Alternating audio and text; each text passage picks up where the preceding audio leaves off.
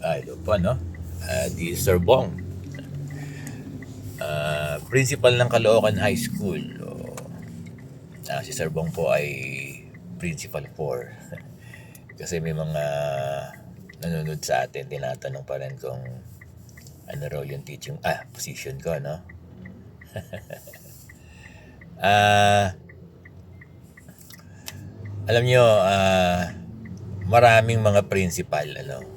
Oo, maraming mga principal pala ang nanonood kay Sir Bong. Principal 1, Principal 2. Actually, may mga Principal 3 and 4 pa no? Nanonood kay Sir Bong. Hindi lang pala mga teachers and non-teaching personnel. Kaya, dapat yung... Sa bagay, yun namang inilalaban ni Sir Bong, ano? Tsaka ni Sir Bello Basas. Yung mga ina-assert natin, yung mga ina-assert pala natin, that is the correct word, no? Ay hindi lang naman pangguro, pang non-teaching personnel. Katulad nung 15,000 salary increase across the board. Pag natupad yan, dear principals, kasama tayo dyan, di ba?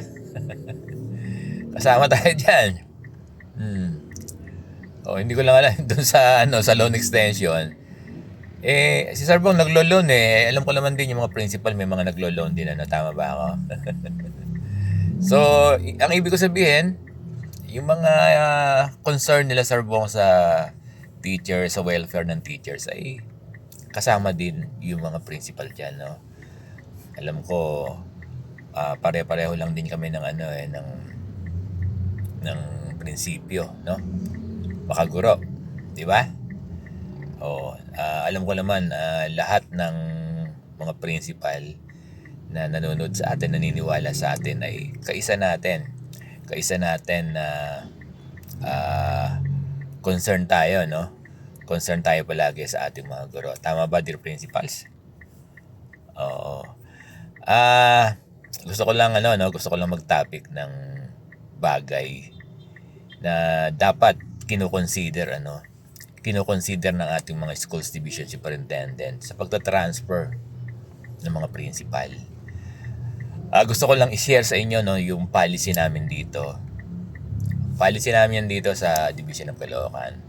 Yan, dahil si Sir Bong ang principal ng mga secondary schools dito sa Division of Caloocan.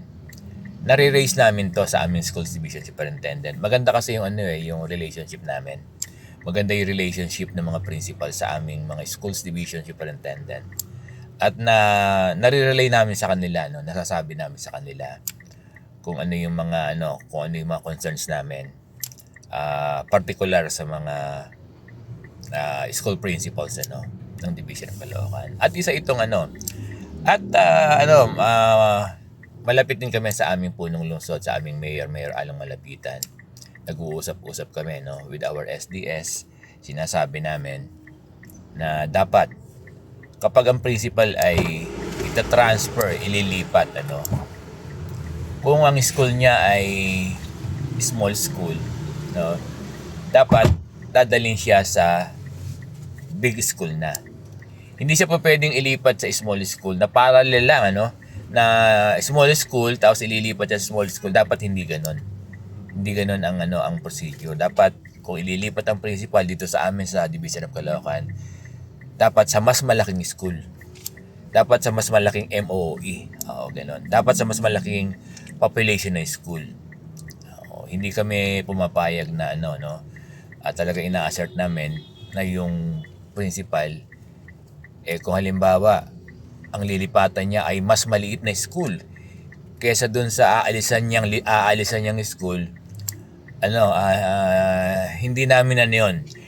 Hindi namin pinapayagan yun. Ibig sabihin, nakikipag-usap kami na dapat hindi ganun ang gawin ng aming SDS. Again, ito yung practice namin sa Division of Caloocan. Pero sana magandang practice to sa buong Pilipinas, sa mga principals. Kasi kawawa naman din yung mga principal na ililipat mo sa mas maliit na school. Di ba? Dapat i-consider nyo na mayu-humiliate yung principal, kasi lalabas na demotion yan, di ba? Dapat i-consider din natin yung service, yung dignity, yung effort ng principal sa bawat school na pinanggagalingan niya at deserve niya na kapag nilipat siya, kailangan sisiguraduhin ng SDS na kapag nilipat yung principal, dapat siya ilipat sa mas malaking school.